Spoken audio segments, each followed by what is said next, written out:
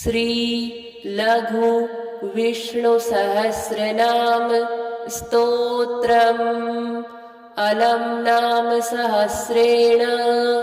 केशवोऽर्जुनमब्रवीत् शृणु मे पार्थ नामानि यश्च तुष्यामि सर्वदा केशवः पुण्डरीकाक्षः स्वयंभूर्मधुसूदनः दामोदरो हृषीकेशः पद्मनाभो जनार्दनः विश्वक्सेनो वासुदेवो हरिर्नारायणस्तथा अनन्तश्च प्रबोधश्च सत्यः कृष्णः सुरोत्तमः आदिकर्ता वराहश्च वैकुण्ठो विष्णुरच्युतः श्रीधरः श्रीपतिः श्रीमान् पक्षिराजध्वजस्तथा एतानि मम नामानि विद्यार्थी ब्राह्मणः पठेत् क्षत्रियो विजयस्यार्थे वैश्यो धनसमृद्धये नाग्निराजभयं तस्य न चोरात्पन्नगाद्भयम् राक्षसेभ्यो भयं नास्ति व्याधिभिर्नैव पीड्यते इदं नाम सहस्रं तु केशवेनोद्धृतं स्तवम् उद्धृत्य चार्जुने दत्तं युद्धे शत्रुविनाशनम् अलम नाम सहस्रेण केशवोऽर्जुनमब्रवीत् शृणु मे पार्थ नामानि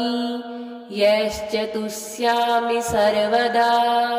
केशवः पुण्डरीकाक्षः स्वयंभूर्मधुसूदनः दामोदरो हृषीकेशः पद्मनाभो जनार्दनः विश्वक्सेनो वासुदेवो हरिर्नारायणस्तथा अनन्तश्च प्रबोधश्च सत्यः कृष्णः सुरोत्तमः आदिकर्ता वराहश्च वैकुण्ठो विष्णुरच्युतः श्रीधरः श्रीपतिः श्रीमान् पक्षिराजध्वजस्तथा एतानि मम नामानि विद्यार्थी ब्राह्मणः पठेत् क्षत्रियो विजयस्यार्थे वैश्यो धनसमृद्धये नाग्निराजभयं तस्य न चोरात्पन्नगाद्भयम् राक्षसेभ्यो भयं नास्ति व्याधिभिर्नैव पीड्यते इदं नाम सहस्रं तु केशवेनोद्धृतं स्तवम् उद्धृत्य चार्जुने दत्तं युद्धे शत्रुविनाशनम् अलम नाम सहस्रेण केशवोऽर्जुनमब्रवीत् शृणु मे पार्थ नामानि यश्च तुष्यामि सर्वदा केशवः पुण्डरीकाक्षः स्वयंभूर्मधुसूदनः दामोदरो हृषीकेशः पद्मनाभो जनार्दनः विश्वक्सेनो वासुदेवो हरिर्नारायणस्तथा अनन्तश्च प्रबोधश्च सत्यः कृष्णः सुरोत्तमः आदिकर्ता वराहश्च वैकुण्ठो विष्णुरच्युतः श्रीधरः श्रीपतिः श्रीमान् पक्षिराजध्वजस्तथा एतानि मम नामानि विद्यार्थी ब्राह्मणः पठेत् क्षत्रियो विजयस्यार्थे वैश्यो धनसमृद्धये नाग्निराजभयं तस्य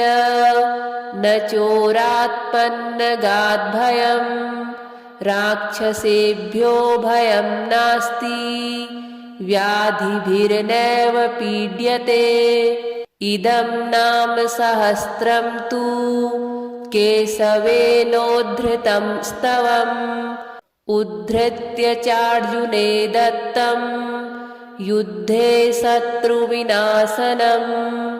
अलं नाम सहस्रेण केशवोऽर्जुनमब्रवीत् शृणु मे पार्थ नामानि यैश्च तुष्यामि सर्वदा। केशवः पुण्डरीकाक्षः स्वयंभूर्मधुसूदनः दामोदरो हृषीकेशः पद्मनाभो जनार्दनः। विश्वक्सेनो वासुदेवो हरिर्नारायणस्तथा अनन्तश्च प्रबोधश्च सत्यः कृष्णः सुरोत्तमः आदिकर्ता वराहश्च वैकुण्ठो विष्णुरच्युतः श्रीधरः श्रीपतिः श्रीमान् पक्षिराजध्वजस्तथा। एतानि मम नामानि विद्यार्थी ब्राह्मणः पठेत् क्षत्रियो विजयस्यार्थे वैश्यो धनसमृद्धये नाग्निराजभयं तस्य न चोरात्पन्नगाद्भयं राक्षसेभ्यो भयं नास्ति व्याधिभिर्नैव पीड्यते। इदं नाम सहस्रं तु केशवेनोद्धृतं स्तवम् उद्धृत्य चार्जुने दत्तं युद्धे शत्रुविनाशनम्। अलं नाम सहस्रेण केशवोऽर्जुनमब्रवीत् शृणु मे पार्थ नामानि यैश्च तुष्यामि सर्वदा। केशवः पुण्डरीकाक्षः स्वयंभूर्मधुसूदनः दामोदरो हृषीकेशः पद्मनाभो जनार्दनः। विश्वक्सेनो वासुदेवो हरिर्नारायणस्तथा अनन्तश्च प्रबोधश्च सत्यः कृष्णः सुरोत्तमः आदिकर्ता वराहश्च वैकुण्ठो विष्णुरच्युतः श्रीधरः श्रीपतिः श्रीमान् पक्षिराजध्वजस्तथा। एतानि मम नामानि विद्यार्थी ब्राह्मणः पठेत् क्षत्रियो विजयस्यार्थे वैश्यो धनसमृद्धये नाग्निराजभयं तस्य न चोरात्पन्नगाद्भयं राक्षसेभ्यो भयं नास्ति व्याधिभिर्नैव पीड्यते। इदं नाम सहस्रं तु केशवेनोद्धृतं स्तवम् उद्धृत्य चार्जुने दत्तं युद्धे शत्रुविनाशनम्। अलं नाम सहस्रेण केशवोऽर्जुनमब्रवीत् शृणु मे पार्थ नामानि यैश्च तुष्यामि सर्वदा। केशवः पुण्डरीकाक्षः स्वयंभूर्मधुसूदनः दामोदरो हृषीकेशः पद्मनाभो जनार्दनः। विश्वक्सेनो वासुदेवो हरिर्नारायणस्तथा अनन्तश्च प्रबोधश्च सत्यः कृष्णः सुरोत्तमः आदिकर्ता वराहश्च वैकुण्ठो विष्णुरच्युतः श्रीधरः श्रीपतिः श्रीमान् पक्षिराजध्वजस्तथा एतानि मम नामानि विद्यार्थी ब्राह्मणः पठेत् क्षत्रियो विजयस्यार्थे वैश्यो धनसमृद्धये नाग्निराजभयं तस्य न चोरात्पन्नगाद्भयं राक्षसेभ्यो भयं नास्ति व्याधिभिर्नैव पीड्यते इदं नाम सहस्रं तु केशवेनोद्धृतं स्तवम् उद्धृत्य चार्जुने दत्तं युद्धे शत्रुविनाशनम् अलं नाम सहस्रेण केशवोऽर्जुनमब्रवीत् शृणु मे पार्थ नामानि यश्च तुष्यामि सर्वदा केशवः पुण्डरीकाक्षः स्वयंभूर्मधुसूदनः दामोदरो हृषीकेशः पद्मनाभो जनार्दनः विश्वक्सेनो वासुदेवो हरिर्नारायणस्तथा अनन्तश्च प्रबोधश्च सत्यः कृष्णः सुरोत्तमः आदिकर्ता वराहश्च वैकुण्ठो विष्णुरच्युतः श्रीधरः श्रीपतिः श्रीमान् पक्षिराजध्वजस्तथा एतानि मम नामानि विद्यार्थी ब्राह्मणः पठेत् क्षत्रियो विजयस्यार्थे वैश्यो धनसमृद्धये नाग्निराजभयं तस्य न चोरात्पन्नगाद्भयं राक्षसेभ्यो भयं नास्ति व्याधिभिर्नैव पीड्यते इदं नाम सहस्रं तु केशवेनोद्धृतं स्तवम् उद्धृत्य चार्जुने दत्तं युद्धे शत्रुविनाशनम् अलं नाम सहस्रेण केशवोऽर्जुनमब्रवीत् शृणु मे पार्थ नामानि यश्च तुष्यामि सर्वदा केशवः पुण्डरीकाक्षः स्वयंभूर्मधुसूदनः दामोदरो हृषीकेशः पद्मनाभो जनार्दनः विश्वक्सेनो वासुदेवो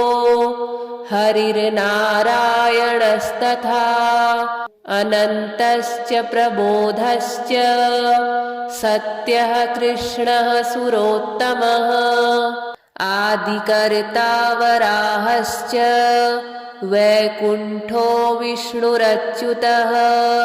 श्रीधरः श्रीपतिः श्रीमान् पक्षिराजध्वजस्तथा एतानि मम नामानि विद्यार्थी ब्राह्मणः पठेत् क्षत्रियो विजयस्यार्थे वैश्यो धनसमृद्धये नाग्निराजभयं तस्य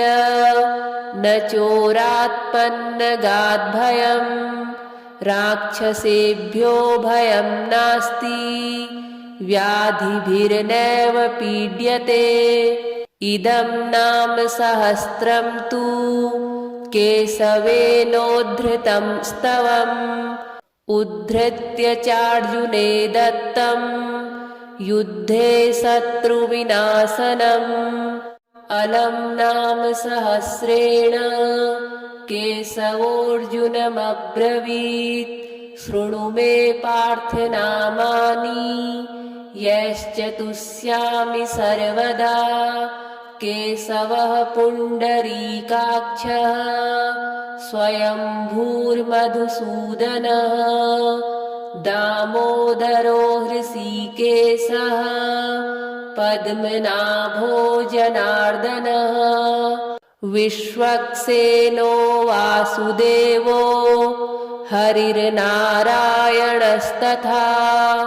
अनन्तश्च प्रबोधश्च सत्यः कृष्णः सुरोत्तमः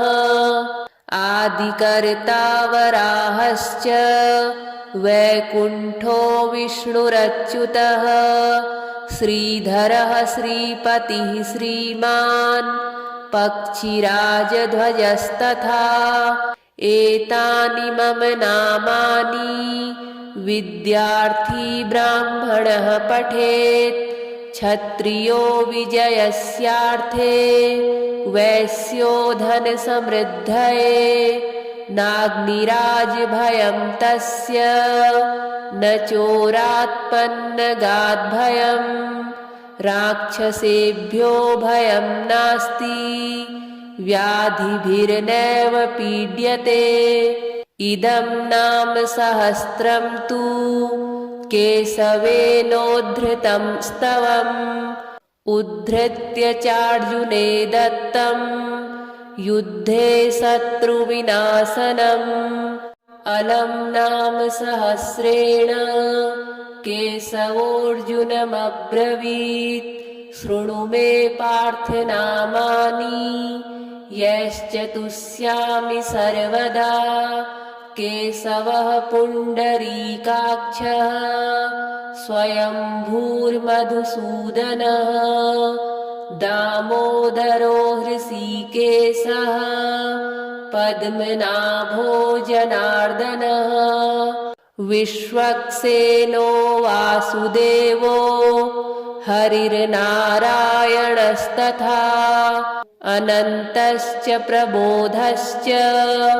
सत्यः कृष्णः सुरोत्तमः आदिकर्ता वराहश्च वैकुण्ठो विष्णुरच्युतः श्रीधरः श्रीपतिः श्रीमान् पक्षिराजध्वजस्तथा एतानि मम नामानि विद्यार्थी ब्राह्मणः पठेत् क्षत्रियो विजयस्यार्थे वैश्यो धनसमृद्धये नाग्निराजभयं तस्य न चोरात्पन्नगाद्भयम् राक्षसेभ्यो भयं नास्ति व्याधिभिर्नैव पीड्यते इदं नाम सहस्रं तु केशवेनोद्धृतं स्तवम् उद्धृत्य चार्जुने दत्तं युद्धे शत्रुविनाशनम् अलं नाम सहस्रेण केशवोऽर्जुनमब्रवीत् शृणु मे पार्थ नामानि यश्च तुष्यामि सर्वदा केशवः पुण्डरीकाक्षः स्वयंभूर्मधुसूदनः दामोदरो हृषीकेशः पद्मनाभो जनार्दनः विश्वक्सेनो वासुदेवो हरिर्नारायणस्तथा अनन्तश्च प्रबोधश्च सत्यः कृष्णः सुरोत्तमः आदिकर्ता वराहश्च वैकुण्ठो विष्णुरच्युतः श्रीधरः श्रीपतिः श्रीमान् पक्षिराजध्वजस्तथा एतानि मम नामानि विद्यार्थी ब्राह्मणः पठेत् क्षत्रियो विजयस्यार्थे वैश्यो धनसमृद्धये नाग्निराजभयं तस्य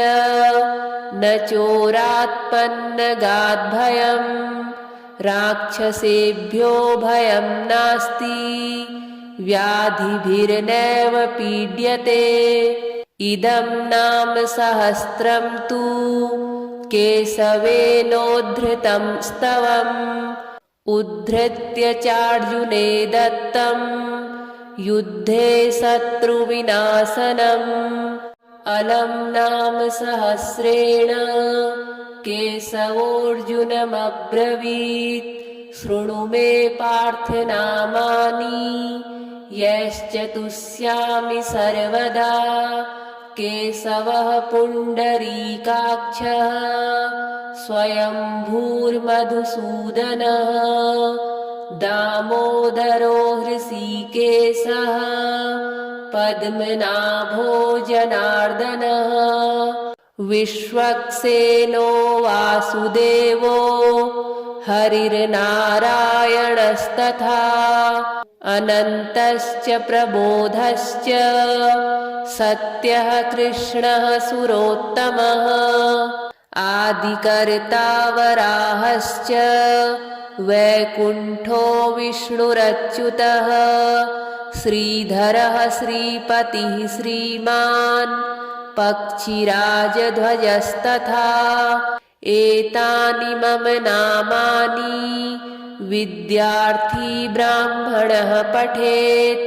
क्षत्रियो विजयस्यार्थे वैश्यो धनसमृद्धये। नाग्निराजभयं तस्य न चोरात्पन्नगाद्भयम्। राक्षसेभ्यो भयं नास्ति व्याधिभिर्नैव पीड्यते। इदं नाम सहस्रं तु केशवेनोद्धृतं स्तवम् उद्धृत्य चार्जुने दत्तं युद्धे शत्रुविनाशनम्। अलं नाम सहस्रेण केशवोऽर्जुनमब्रवीत् शृणु मे पार्थ नामानि यश्च तुष्यामि सर्वदा। केशवः पुण्डरीकाक्षः स्वयंभूर्मधुसूदनः दामोदरो हृषीकेशः पद्मनाभो जनार्दनः। विश्वक्सेनो वासुदेवो हरिर्नारायणस्तथा अनन्तश्च प्रबोधश्च सत्यः कृष्णः सुरोत्तमः। आदिकर्ता वराहश्च वैकुण्ठो विष्णुरच्युतः श्रीधरः श्रीपतिः श्रीमान् पक्षिराजध्वजस्तथा। एतानि मम नामानि विद्यार्थी ब्राह्मणः पठेत्। क्षत्रियो विजयस्यार्थे वैश्यो धनसमृद्धये। नाग्निराजभयं तस्य न चोरात्पन्नगाद्भयम्। राक्षसेभ्यो भयं नास्ति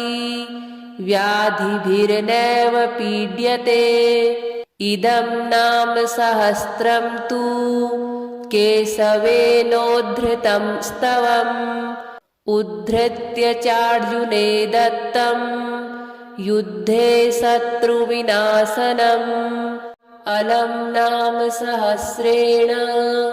केशवोऽर्जुनमब्रवीत् शृणु मे पार्थ नामानि यश्च तुष्यामि सर्वदा। केशवः पुण्डरीकाक्षः स्वयंभूर्मधुसूदनः दामोदरो हृषीकेशः पद्मनाभो जनार्दनः। विश्वक्सेनो वासुदेवो हरिर्नारायणस्तथा अनन्तश्च प्रबोधश्च सत्यः कृष्णः सुरोत्तमः।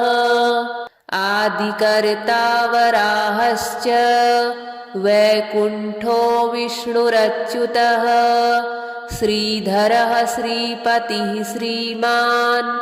पक्षिराजध्वजस्तथा एतानि मम नामानि विद्यार्थी ब्राह्मणः पठेत् क्षत्रियो विजयस्यार्थे वैश्यो धनसमृद्धये नाग्निराजभयं तस्य न चोरात्पन्नगाद्भयम्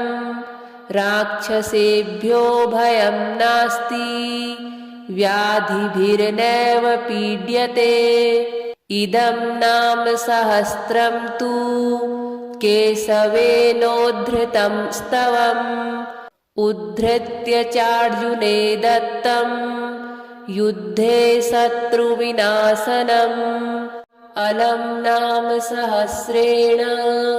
केशवोऽर्जुनमब्रवीत् शृणु मे पार्थ नामानि यश्च तुष्यामि सर्वदा केशवः पुण्डरीकाक्षः स्वयंभूर्मधुसूदनः दामोदरो हृषीकेशः पद्मनाभो जनार्दनः विश्वक्सेनो वासुदेवो हरिर्नारायणस्तथा अनन्तश्च प्रबोधश्च सत्यः कृष्णः सुरोत्तमः आदिकर्ता वराहश्च वैकुण्ठो विष्णुरच्युतः श्रीधरः श्रीपतिः श्रीमान् पक्षिराजध्वजस्तथा एतानि मम नामानि विद्यार्थी ब्राह्मणः पठेत् क्षत्रियो विजयस्यार्थे वैश्यो धनसमृद्धये नाग्निराजभयं तस्य न चोरात्पन्नगाद्भयम् राक्षसेभ्यो भयं नास्ति व्याधिभिर्नैव पीड्यते इदं नाम सहस्रं तु केशवेनोद्धृतं स्तवम् उद्धृत्य चार्जुने दत्तं युद्धे शत्रुविनाशनम् अलं नाम सहस्रेण केशवोऽर्जुनमब्रवीत् शृणु मे पार्थ नामानि यश्च तुष्यामि सर्वदा केशवः पुण्डरीकाक्षः स्वयंभूर्मधुसूदनः दामोदरो हृषीकेशः पद्मनाभो जनार्दनः विश्वक्सेनो वासुदेवो हरिर्नारायणस्तथा अनन्तश्च प्रबोधश्च सत्यः कृष्णः सुरोत्तमः आदिकर्ता वराहश्च वैकुण्ठो विष्णुरच्युतः श्रीधरः श्रीपतिः श्रीमान् पक्षिराजध्वजस्तथा एतानि मम नामानि विद्यार्थी ब्राह्मणः पठेत् क्षत्रियो विजयस्यार्थे वैश्यो धनसमृद्धये नाग्निराजभयं तस्य न चोरात्पन्नगाद्भयम् राक्षसेभ्यो भयं नास्ति व्याधिभिर्नैव पीड्यते इदं नाम सहस्रं तु केशवेनोद्धृतं स्तवम् उद्धृत्य चार्जुने दत्तं युद्धे शत्रुविनाशनम् अलं नाम सहस्रेण केशवोऽर्जुनमब्रवीत् शृणु मे पार्थ नामानि यश्च तुष्यामि सर्वदा केशवः पुण्डरीकाक्षः स्वयंभूर्मधुसूदनः दामोदरो हृषीकेशः पद्मनाभो जनार्दनः विश्वक्सेनो वासुदेवो हरिर्नारायणस्तथा अनन्तश्च प्रबोधश्च सत्यः कृष्णः सुरोत्तमः आदिकर्ता वराहश्च वैकुण्ठो विष्णुरच्युतः श्रीधरः श्रीपतिः श्रीमान् पक्षिराजध्वजस्तथा एतानि मम नामानि विद्यार्थी ब्राह्मणः पठेत् क्षत्रियो विजयस्यार्थे वैश्यो धनसमृद्धये नाग्निराजभयं तस्य न चोरात्पन्नगाद्भयम् राक्षसेभ्यो भयं नास्ति व्याधिभिर्नैव पीड्यते इदं नाम सहस्रं तु केशवेनोद्धृतं स्तवम् उद्धृत्य चार्जुने दत्तं युद्धे शत्रुविनाशनम् अलं नाम सहस्रेण केशवोऽर्जुनमब्रवीत् शृणु मे पार्थ नामानि यश्चतुष्यामि सर्वदा केशवः पुण्डरीकाक्षः स्वयंभूर्मधुसूदनः दामोदरो हृषीकेशः पद्मनाभो जनार्दनः विश्वक्सेनो वासुदेवो हरिर्नारायणस्तथा अनन्तश्च प्रबोधश्च सत्यः कृष्णः सुरोत्तमः